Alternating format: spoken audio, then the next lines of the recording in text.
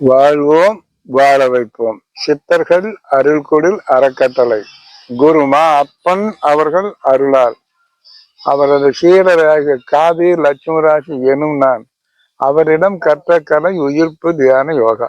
உடம்பையும் உடம்பா நடத்த போச்சணும் 1/4 மணி நேரம் முறையறிஞ்சு காரமறிஞ்சு வேலை எறிஞ்சு செஞ்சா நிச்சயமா நம்ம நல்லா இருக்கலாம். அதே சமயத்துல இன்னைக்கு என்ன நோய், எத்தனை நோய், எப்படி வருது, எப்படி நீக்கிறது, இப்படி ஒரு நிலைக்கு போயிடுச்சு. உலகமே திண்டாடுற அளவுக்கு வந்துருச்சு. காரணம், இயற்கைகள் இருந்து நம்ம ரொம்ப தூரம் வந்துட்டோம். உணவுகளே அதே மாதிரி வந்துட்டோம். அப்ப அதே மாதிரி அன்றைக்கு நோய் இல்லாம இருந்தாங்க, 1-2 வரும்.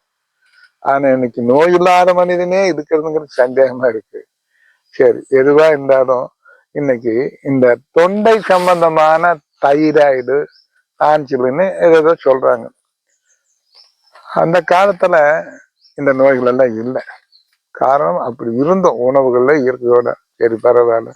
இப்போ நம்ம தெரிவிச்ச அந்த நோய்க்கு ஒரு எளிய மருத்துவம்.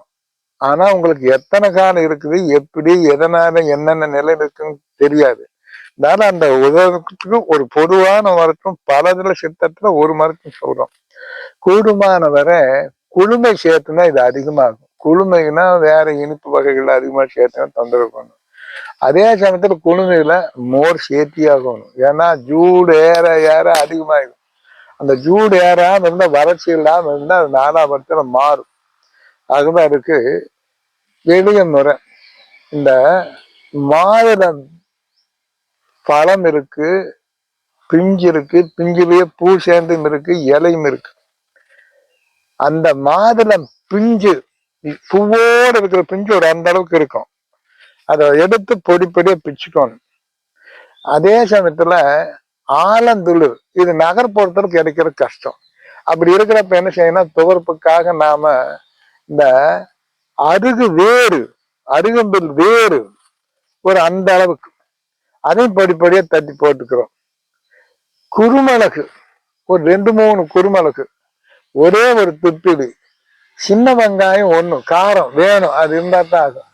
இது எல்லாம் தட்டி போட்டு நீங்க ஒரு 100 மில்லி தண்ணி ஊற்றி நல்லா கொதிக்க வைக்கணும். கொதிக்க வச்சா இந்த 1 டம்ளர் தண்ணி 4 டம்ளர் கூட கொஞ்சம் சேர்ந்து இருக்கும்.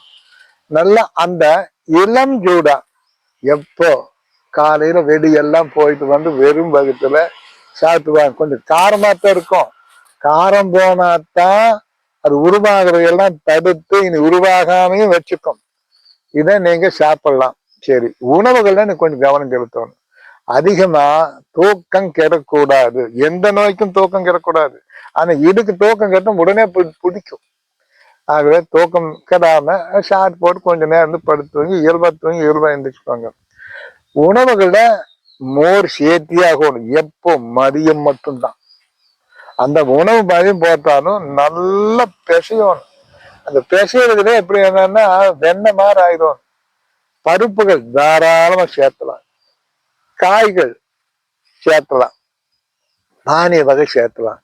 எதானாலும் நல்லா பிசைஞ்சு வாயில போட்டு சப்பிடிச்சு மென்னு சாப்பிட்டீங்கன்னா அது மருந்தெல்லாம் சக்தி கொடுக்கும். அது மாதிரி நீங்க பண்ணிட்டு வாங்க.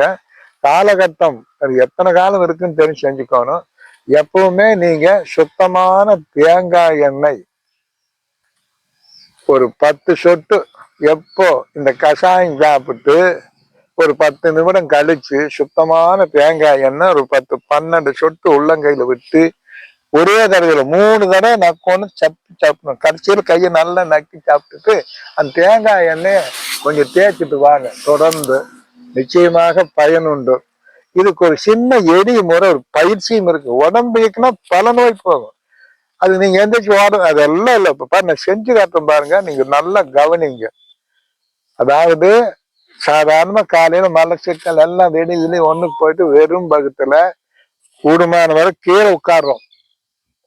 சமணாங்கால் போட்டு சாதாரண பத்மாசனம், சும்மா சாதாரண சமணாங்கால் போட்டு உட்காடுறோம். உட்கார முடியாதவங்க இது மாதிரி ஒரு நாற்காலியில சாதாரண காலை அப்படி இலம்ப போட்டு இது உட்கார்ந்துக்கிட்டு என்ன செய்யணும் நல்லா பாருங்க. அந்த பயிர் செஞ்சு காட்டுறேன். இது தொண்டையிலிருந்து பூராமே பிடிக்கிற சக்தி, பூராத்தையும் இயக்கக்கூடிய சக்தி.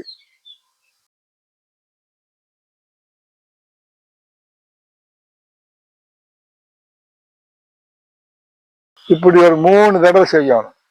அப்புறம் நல்லா மேல போகணும், நல்லா கீழே வரணும்.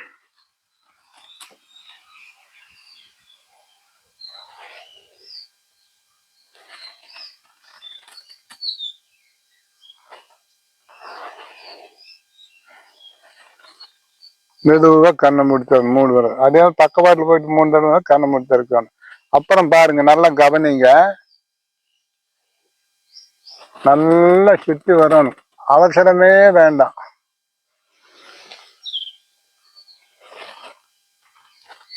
கண்ணை மூடி திறக்கணும்.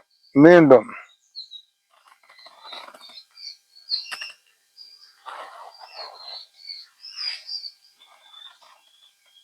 இப்படி ஒரு புறம் இப்படி ஒரு புறம் சொத்தேன்.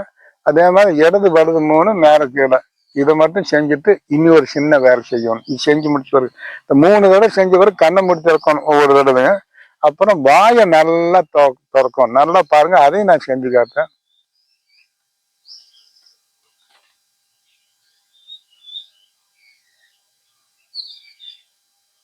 மெதுவா கண்ணை மூடுறோம், மீண்டும் திறக்கிறோம்.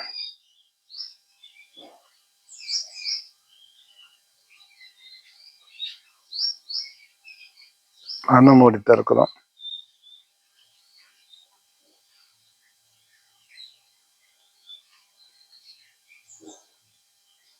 கண்ணை மூடி. ஆகவே இப்படி இப்படி போய் 3 தடவை மேல கீழே போய் இப்படி ஒரு சுத்து இப்படி ஒரு சுத்து வருது. வாயை திறந்து அந்த நாக்கு அவசரம் இல்லாம வந்து நின்று உள்ள போகணும். 3 தடவை செஞ்சு காட்டியிருக்கிறேன். நீங்க 5 தடவை செய்யலாம். அதுக்காக 7 தடவை வேண்டாம், 3க்கு மேல 5 தடவை செய்யலாம். செஞ்சுட்டு கொஞ்ச நேரம் அழுங்காம உட்காந்து ஒரு 2 நிமிடம் உட்காந்துட்டு போய் நீங்க செய்ய வேண்டிய வேலை. கொஞ்சம் காய்ச்சாத தண்ணி எடுத்து ஒரு 2 டீ கிணண்டு அளவுக்கு விட்டு கண்ணை மூடி நல்லா பாருங்க, வாய் கொப்பளிக்கணும். 7 தடவை இது மாதிரி கொப்பளிச்சா அது 3 தடவை முழுங்குங்க. அது மாதிரி 3 வாய் தண்ணி கொடுங்க, மருந்தா மாறும் தண்ணி. இந்த பயிற்சியோட செஞ்சா நிச்சயமா நம்ம ஏற்கனவே ஒரு முறைன்னு சொல்லியிருக்கோம், கடைப்பிடிச்சு வாங்க. அதுல இருந்து விடுபடுங்க. இனிமேல் வராம இருக்கிறதுக்கு வழி பண்ணிக்கோங்க. நன்றி, வணக்கம்.